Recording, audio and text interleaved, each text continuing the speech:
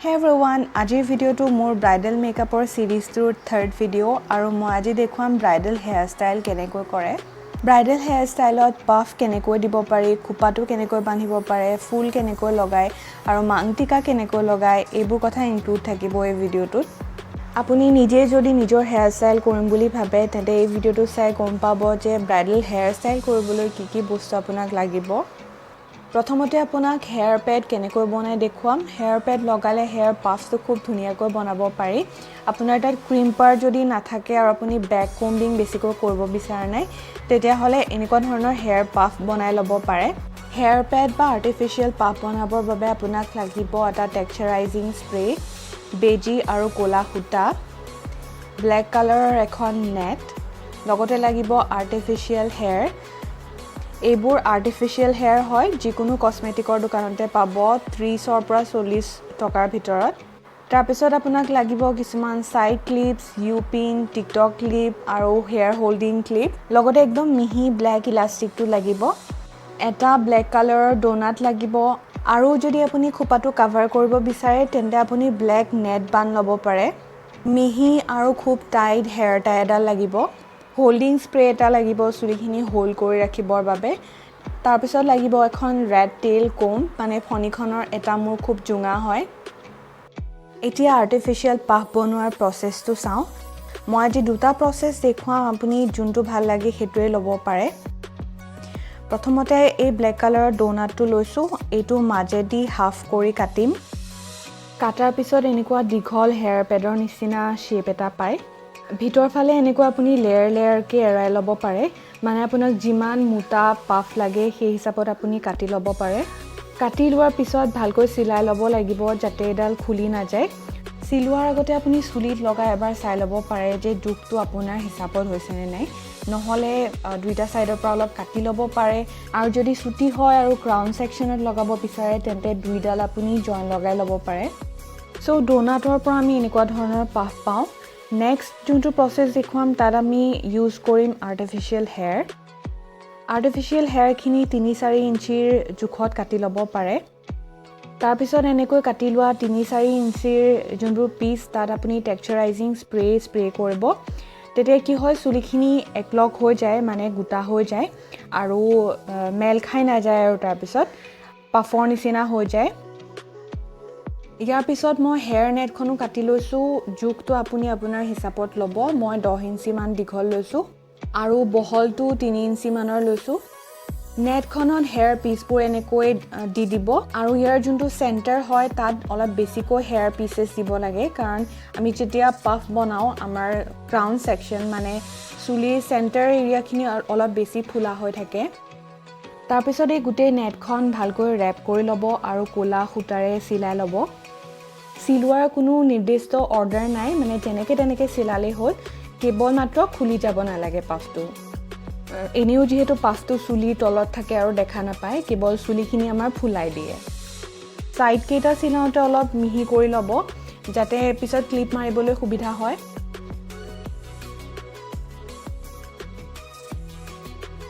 এতিয়া artificial hair দি যোনটো puff বনাব লগা আছিলে সেইটো হৈ গ'ল।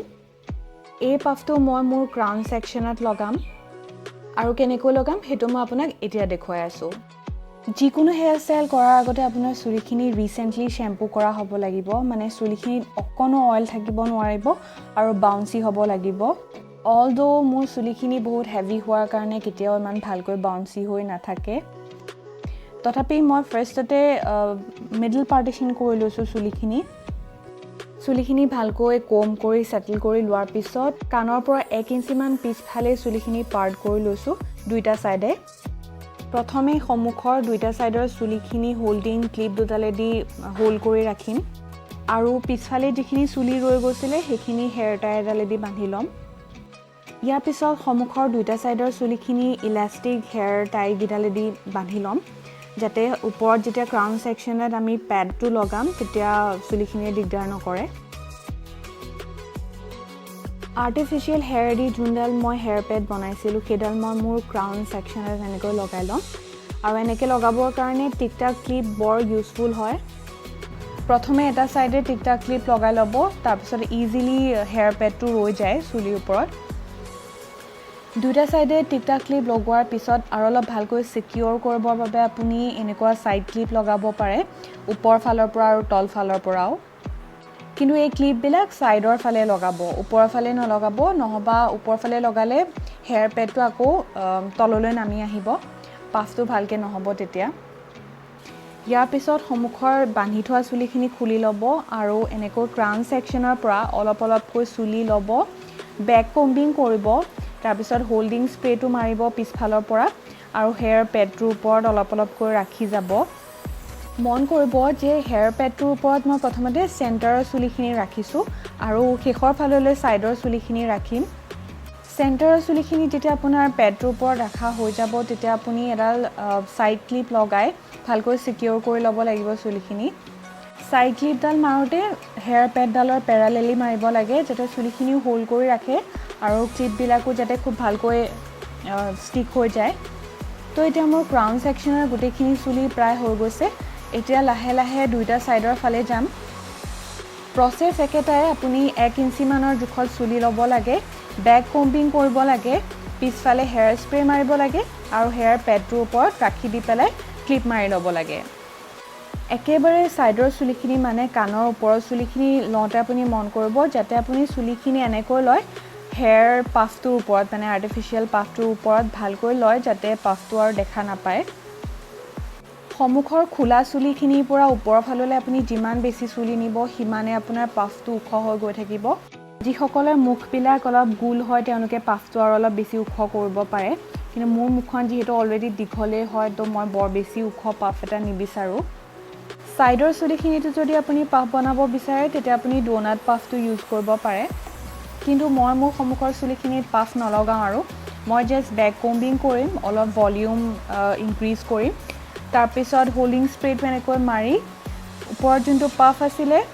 তাৰ ওপৰত এনেকৈ ৰাখি দিম আৰু পিছফাললৈ ক্লিপ মাৰি ল'ম এনেকৈও এটা চিম্পল ব্ৰাইডেল হেয়াৰ ষ্টাইল হৈ যায় একচুৱেলি ব্ৰাইডেল হেয়াৰ ষ্টাইল এটা অলপ টাফ হয় কৰিবলৈ আৰু লগত কোনোবা এগৰাকী হেল্প কৰিবলৈ থাকিলে খুব ভাল হয় মোৰ নিজৰ বিয়াত মই নিজেই মোৰ হেয়াৰ ষ্টাইল কৰিছিলোঁ কিন্তু মোৰ কাজিনজনী আছিলে হেল্প কৰিবৰ বাবে আৰু খুব ভালকৈ হেয়াৰ ষ্টাইলটো হৈছিলে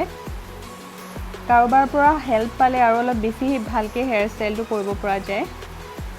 সো ফাইনেলি মই দুইটা সাইডৰ হেয়াৰখিনি তেনেকৈ ভালকৈ হেয়াৰ স্প্ৰেটো মাৰি ল'লোঁ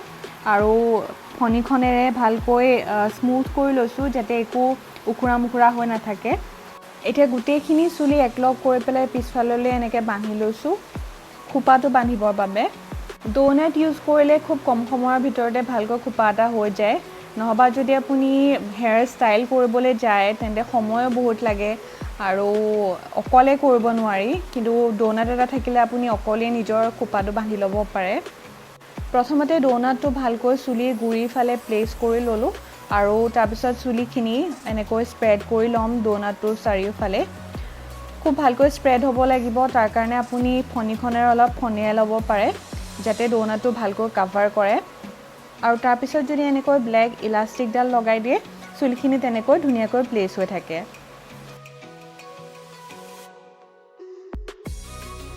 এতিয়া ডোনাটৰ বাহিৰত যোনখিনি চুলি আমাৰ থাকি গৈছিলে সেইখিনি ভালকৈ একগোট কৰি ল'ম আৰু যিসকলৰ অলপ চুলিখিনি দীঘল হয় তেওঁলোকে 4টা ভাগ কৰিব পাৰে মই কেৱল 2টা ভাগেই কৰিম এনেকুৱা পিচবিলাকত আপুনি বেনুও গাঁঠিব পাৰে নহবা মই কৰাৰ ধৰণে এনেকৈ টুইষ্ট কৰিব পাৰে আৰু ইয়াৰ পিছত এই পিচবোৰ আমি বানটোৰ চাৰিওফালে ক্লিপ লগাই ল'ম যাৰ চুলিবোৰ অলপ বেছি ডাঠ আৰু দীঘল হয় তেওঁলোকে বানটোৰ চাৰিওফালে লগোৱাৰ উপৰিও বানটোৰ ওপৰতো এনেকৈ লগাই ক্লিপ লগাই ল'ব পাৰে তেতিয়াও বানটো দেখিবলৈ ফুল হয় মানে ডাঙৰ হয় আৰু ধুনীয়া লাগে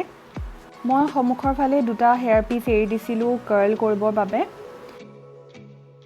এতিয়া খোপাটোৰ চাৰিওফালে ফ্লাৱাৰ্ছ লগাম আৰু এইখিনি আৰ্টিফিচিয়েল ফ্লাৱাৰ্ছ আই ন' জোৰোণত কোনেও আৰ্টিফিচিয়েল ফ্লাৱাৰ্ছ নলগায় কিন্তু মোৰ কি ভাগ্য মানে যোনদিনা ভিডিঅ'টো বনাম বুলি ভাবিছিলোঁ তাৰ 2 দিনৰ আগত আমাৰ জেগাখিনি কণ্টেইনমেণ্ট বনাই দিলে ফ্লাৱাৰ্ছ কি মানে নেচেচাৰী বস্তুবিলাকে নোপোৱা হ'লোঁ কিন্তু লাকিলি মোৰ তাত এইখিনি আৰ্টিফিচিয়েল ফ্লাৱাৰ্ছ আছিলে মোৰ কাপোৰযোৰৰ লগতো মেটচ হ'ল চ' মই এইখিনিয়ে লগাই দেখুৱালোঁ ফ্ৰেছ ফ্লাৱাৰ লগোৱাৰ আগতে ফুলটো আপুনি ষ্টেমডালৰ সৈতে কাটিব মানে ঠাৰিডালো থাকিব লাগে